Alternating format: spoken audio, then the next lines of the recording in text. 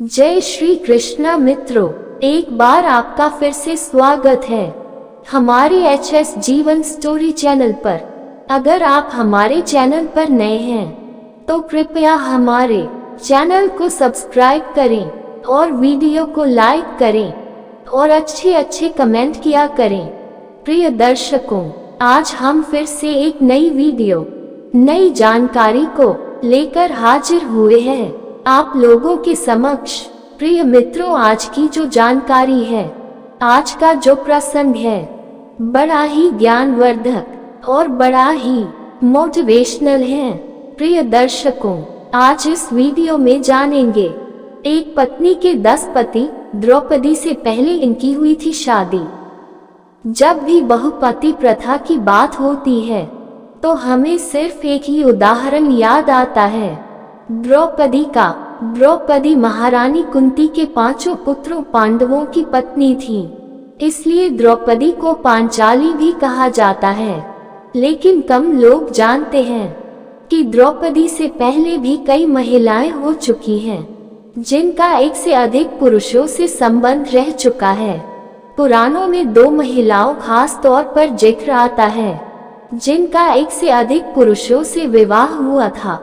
द्रौपदी के संग 5 भाई की शादी के बारे में जब कुंती युधिष्ठिर से पूछती हैं कि क्या इससे पहले भी इतिहास में ऐसा कोई उदाहरण है, तो युधिष्ठिर बताते हैं कि ऐसा पहले हो चुका है।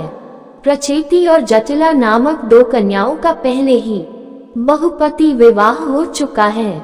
आइए जानते हैं इनके बारे में और द्रौपदी के 5 पतियों के रहस्य को।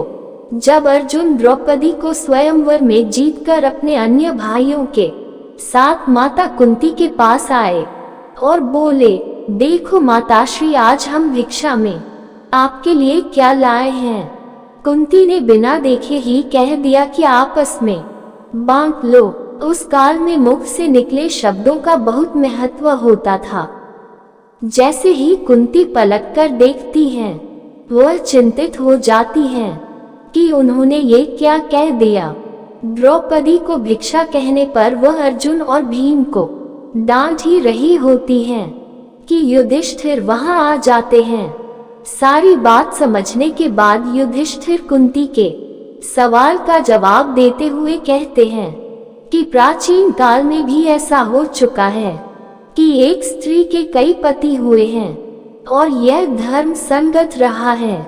इसके बाद श्री कृष्ण वहां आते हैं और बताते हैं कि कैसे द्रौपदी के लिए कुंती के मुख से ये शब्द निकले और क्यों द्रौपदी को 5 पतियों की पत्नी बनना होगा। श्री कृष्ण ने द्रौपदी को याद दिलाया कि पिछले जन्म में कैसे द्रौपदी ने भगवान शिव की तपस्या कर ऐसे वर की कामना की थी जो धर्मराज की तरह न्यायप्रिय, ज्ञानी, सौंदर्य में सबसे उत्तम, सर्वश्रेष्ठ गदाधारी और महान धनुर्धर हो, जो सर्वगुण संपन्न हो, क्योंकि इतने गुण एक ही पुरुष में होना संभव नहीं है। इसलिए द्रौपदी को अपने वरदान के फलस्वरूप 5 पति मिले हैं। सृष्टि की रचना के बाद इसके संचालन के लिए ब्रह्मा जी ने अपने 11 मांस पुत्रों को उत्पन्न किया, जिन्हें प्रचेता कहा गया है। इन्हें सृष्टि के संचालन की जिम्मेदारी सौंपी। चंद्रमा ने इन सभी प्रचेताओं का विवाह वृक्ष, कन्या और यक्ष की बहन मारिशा से कराया। प्रचेताओं से विवाह होने के कारण इन्हें प्रचेती और प्रचीति नाम से जाना जाने लगा।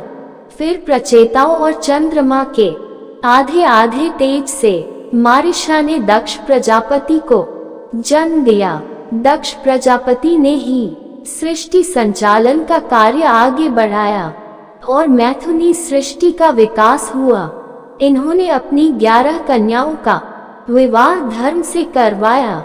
21 कन्याओं का विवाह चंद्रमा से और इन्हीं की पुत्री सती से भगवान शिव का विवाह हुआ था। गौतम ऋषि के कुल में जटिला नाम की कन्या हुई। इनका विवाह 7 ऋषियों से हुआ था। संस्कृत साहित्य में गौतम का नाम अनेक विद्याओं से संबंधित है। वास्तव में गौतम ऋषि के गोत्र में उत्पन्न किसी भी व्यक्ति को गौतम कहा जा सकता है, अतः ये व्यक्ति का नाम न होकर गोत्र का नाम है।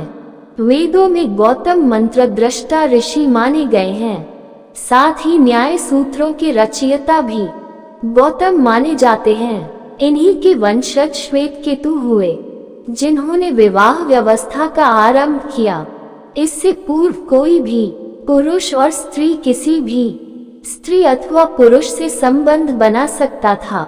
श्वेतकेतु एक बार अपनी माता और पिता के साथ बैठे थे। उसी समय एक ऋषि आए, उनकी माता का हाथ पकड़ लिया और उन्हें अपने साथ चलने के लिए बोला। इससे श्वेतकेतु बड़े नाराज हुए और उन्होंने विवाह की व्यवस्था का आरंभ किया ताकि स्त्री और पुरुष मर्यादित रहें।